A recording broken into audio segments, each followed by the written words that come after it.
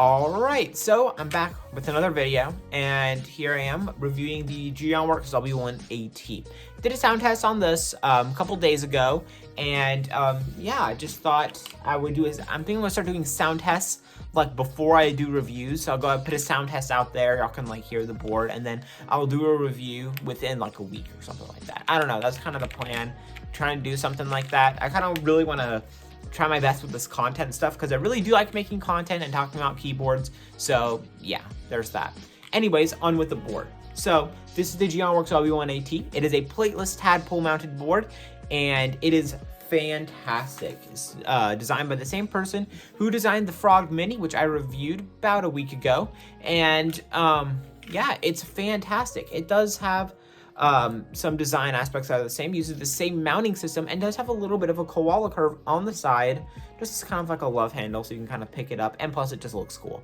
This board, I got this, this is another A-stock board from Geon, and the anodization quality is very smooth. I found no like scrapes or dents or anything on this board. It's fantastic. The amount of brass you get for the price is insane. This board cost me about $485, which is crazy. Now, I have an R2 unit, and there are a few things that are different between the R1 and the R2. They removed the Geon logo above the USB-C port, which I guess is whatever. But the thing that kind of devastated me the most was that it doesn't include a 10U spacebar anymore, which sucks. I kind of really wanted to use a spacebar that was 10U. It looks really cool. I've yet to use one, but the DCS space-bars use a 7U wire, and yeah, you can check out the DCS 10U bars. I know DCS windbreakers in stock, and that would look really cool on this board if you got one, so you could always give that a shot. I think it'd look pretty sick. And yeah, that's kind of like my only con with it, but the R2 also introduced the support for a hot swap PCB, which is still in production. So people who haven't received, I don't know if people haven't received it yet because of their hot swap PCB, but I know their the hot swap PCBs are still in production.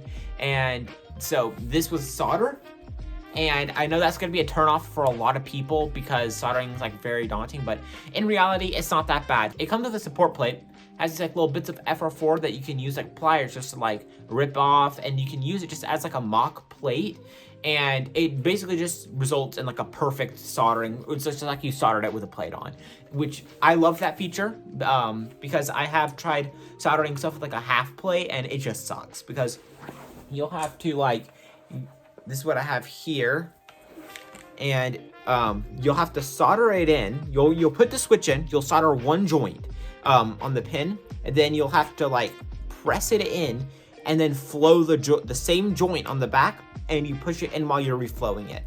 It's a lot. It takes like double the time to solder the thing, and this was only a 60% PCB I did for the board.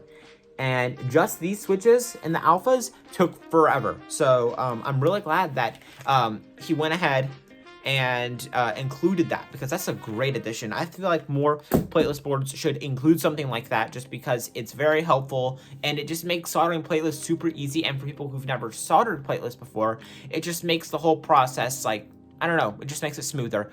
Plus the slots for the pins on the PCB are already super tight on here, so that also is a big help.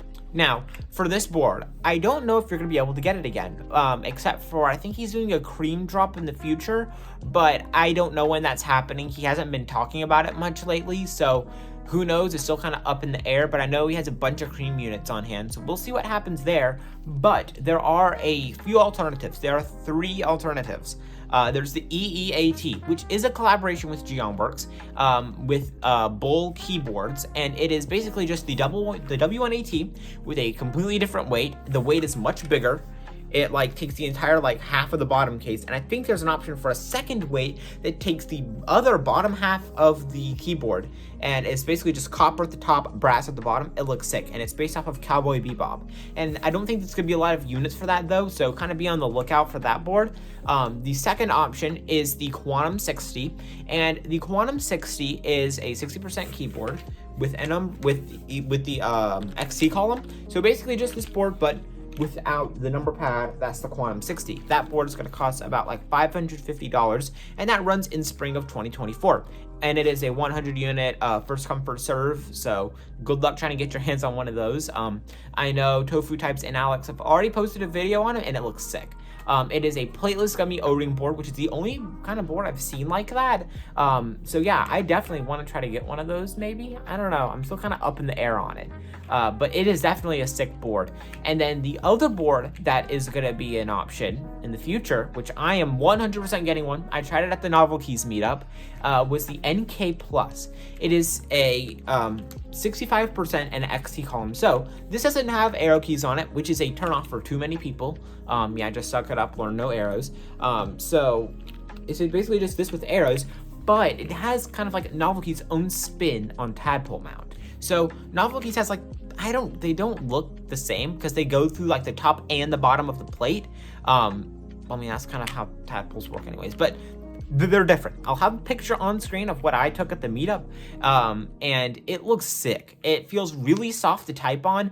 Even with an aluminum plate, it felt pretty soft. It comes in different durometers, just like the Geon tadpoles, and it sounds fantastic. It looks great too. It has nice thick bezels that I can tell they seem kind of inspired by the Piggy by Jackie Designs, and it looks awesome.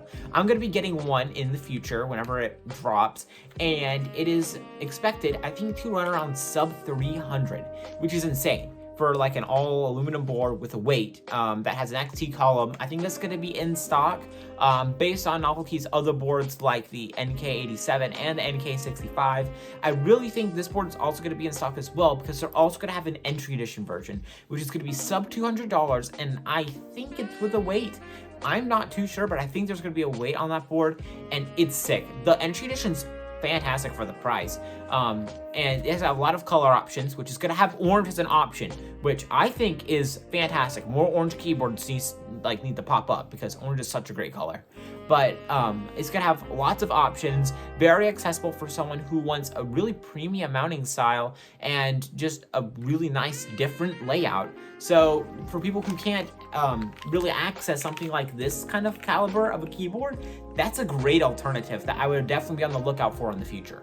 Now for the sound test, I have this built up with Ergo Clears.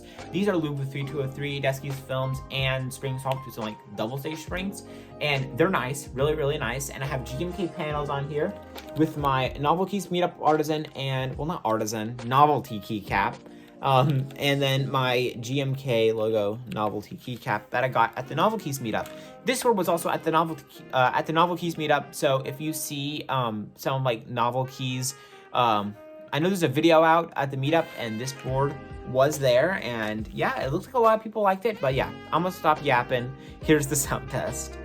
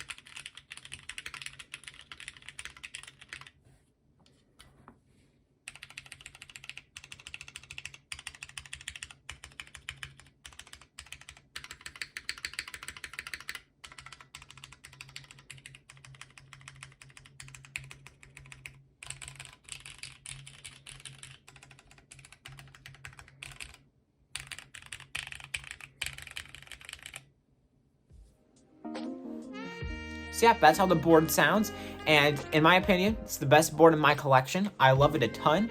I use this board a lot, and usually when I start typing on it, it's really hard for me to switch to another board just because I can't stop typing on this. It's fantastic. If you have a chance to get your hands or just try on one of the three boards that I mentioned, the EEAT, the Quantum 60, or the NK Plus in the future, I would definitely recommend trying to get your hands on them because they're all really cool, very similar layout to this, and this is probably one of my favorite layouts. I really like the XT column. So yeah, that's all I got today. It's I kind of just drug on the first half and left the sound test at the end, but yeah, that's all I got.